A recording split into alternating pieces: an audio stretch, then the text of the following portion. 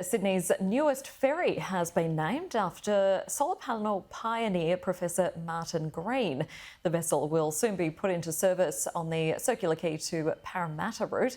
And joining me live now for more is scientist at UNSW, Professor Martin Green himself. Professor, thanks so much for your time this afternoon. Tell us, how does it feel to have a ferry named after you?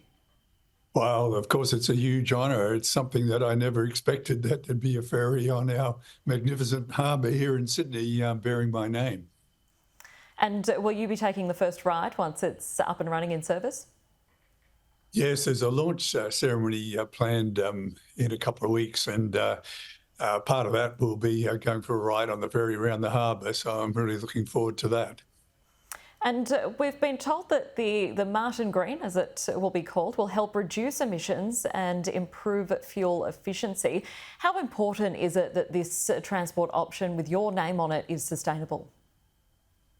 Yeah, no, I think it's really important. I think the state government is working hard to reduce the emissions from, all forms of transport, within the state, and, reducing the emissions from ferries, as this ferry will do, as part of that program.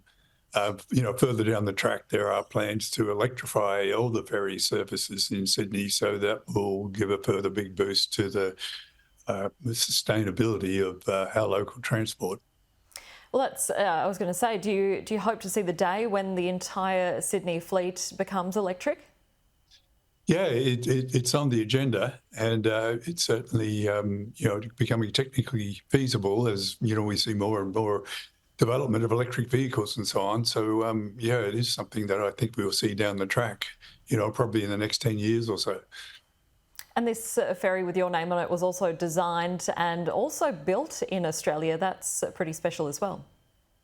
Yeah, no, really pleasing to see that was designed in Australia and built in Hobart. So that's really a great part of the whole project. And you're referred to as a solar panel pioneer. Where is Australia at with its solar panel energy use? Yeah, it's, many people might not realise that, but realise this, but a massive 20% of all Australian electricity will be generated from solar this year. So that's jumped up from minuscule amounts not all that long ago. So that figure is going to very rapidly keep increasing. So, I can see the day when the majority of the Australian electricity supply is from solar. What are your thoughts then on the coalition's plans for nuclear?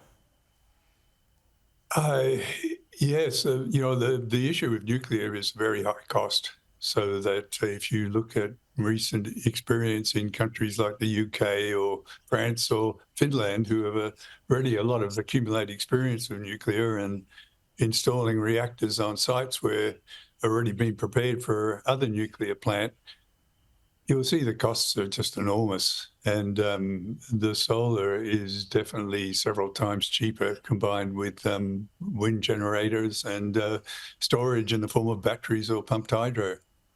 And how reliable would you say that solar is compared to what we could see with nuclear? Yeah, there's been many studies that have looked at various systems, including the Australian system, over prolonged periods, and looked at the feasibility of supplying, with all renewable sources.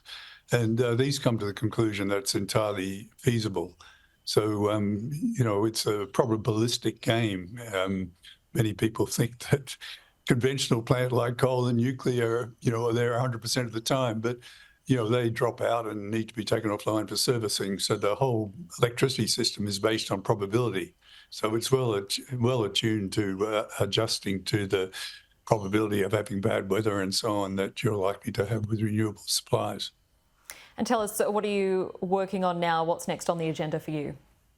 Yeah, the good thing about solar is, according to the International Energy Agency, it's the cheapest form of electricity supply in history. But the good thing about it is the technology is getting cheaper and cheaper. And it's only going to get cheaper with, as we go on further in time. So that it's really going to become increasingly important because of these steadily reducing costs. So we're working on reducing the costs further by improving the performance of the cell, which is the area that we've held an advantage over the last few decades. All right, Martin Green, congratulations and thanks for your time this afternoon.